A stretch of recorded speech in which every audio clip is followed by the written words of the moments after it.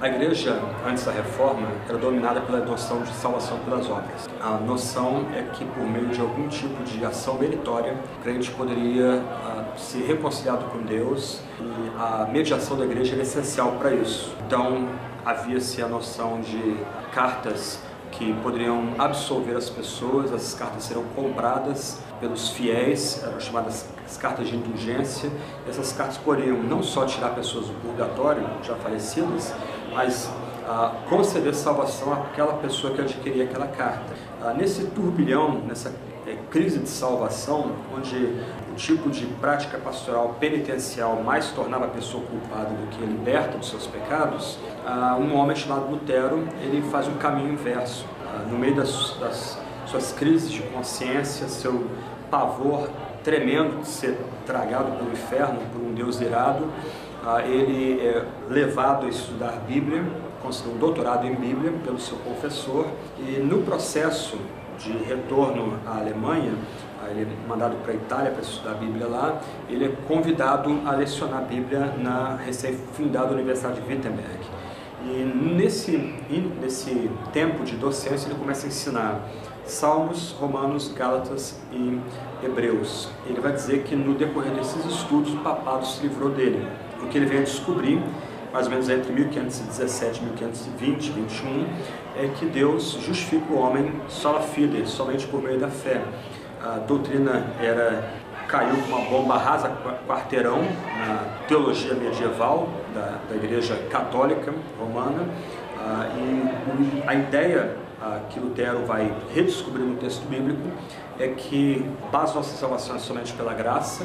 Cristo morre pelo pecador, Cristo morre pelo pecador como aquele que obedeceu totalmente a Deus, e o pecador que crê somente em Jesus Cristo recebe como dom a obediência perfeita de Cristo. Isto é, esse pecador que crê somente em Cristo, ele é declarado um homem completamente justo. Uma mulher que crê em Cristo é considerado agora, contado agora como uma mulher completamente justa à parte das obras, mas por causa da justiça de Cristo imposta ou colocada na conta do fiel.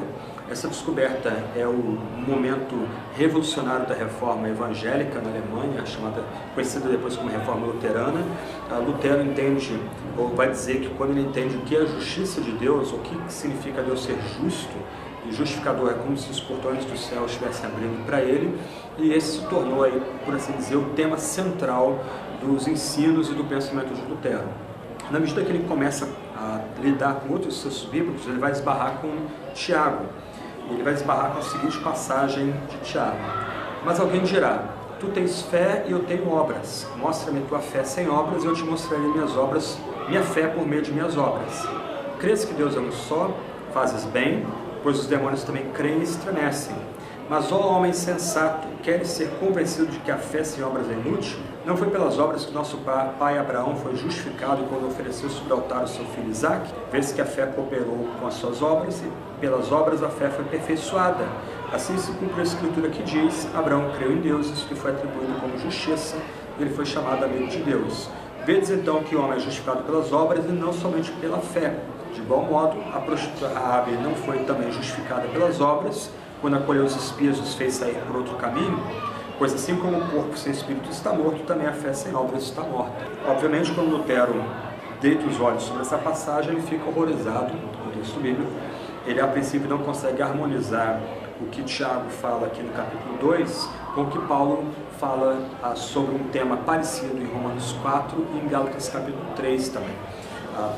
Já que o tema da justificação se tornou um tema tão central na teologia de Lutero, ele vai ter uma dificuldade imensa de conciliar esses textos bíblicos de Tiago, capítulo 2, versos 18 a 26, com o ensino de Paulo e com esse tema central, ou um tema que agora se tornou central para a teologia dele. A chateação de Lutero com Tiago era tamanha que ele vai dizer que a epístola de Tiago era uma epístola de palha, e ele sugeriu que ela fosse colocada junto com o Apocalipse no final do cânon do Novo Testamento.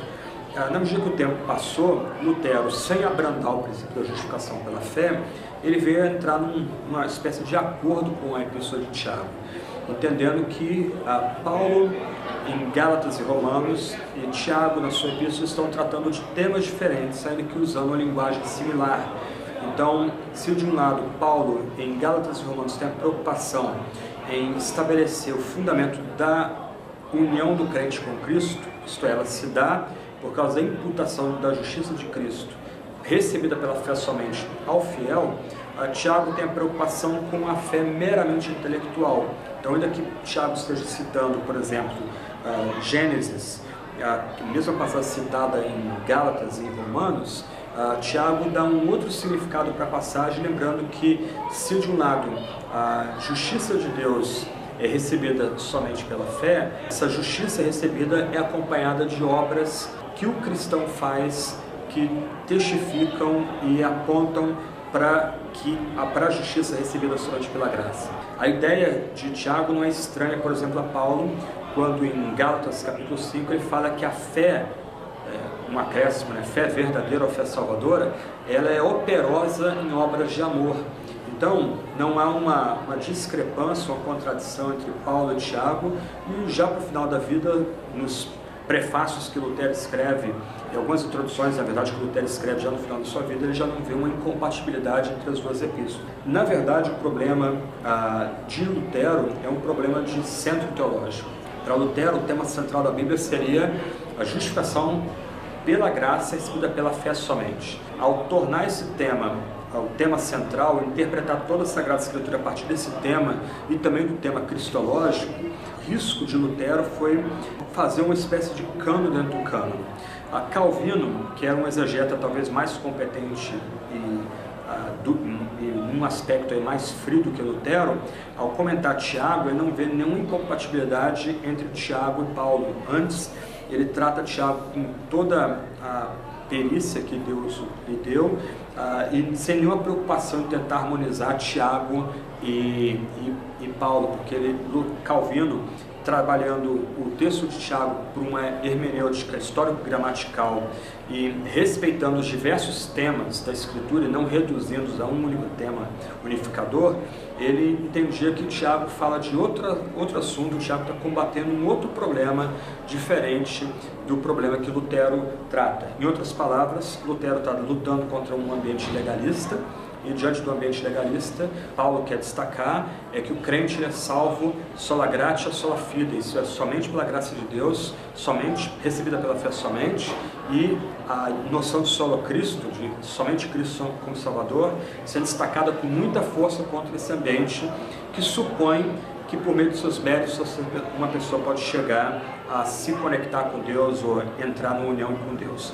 Já Tiago lida com um ambiente chamado antinomianianista, a noção de que a pessoa é salva e, uma vez salva, ela não precisa demonstrar sua fé por nenhum tipo de obras, as obras devem ser totalmente rejeitadas, ou também a noção de que, se você sabe que o Evangelho é verdadeiro, isso já é suficiente para você estar conectado com Deus e ser aceito por Deus, estar numa relação correta com Deus, reconciliado com Deus. Então Tiago vai atacar esse tipo de noção equivocada, herética, eu diria, de que a pessoa pode ser salva meramente por uma noção intelectual da fé ou por uma fé que não é demonstrada por boas obras ou por obras santas. Então Tiago está lidando com outro tipo de contexto, mas as duas noções se complementam e são ênfases necessárias de se manter numa teologia bíblica e numa teologia sistemática que seja saudável também.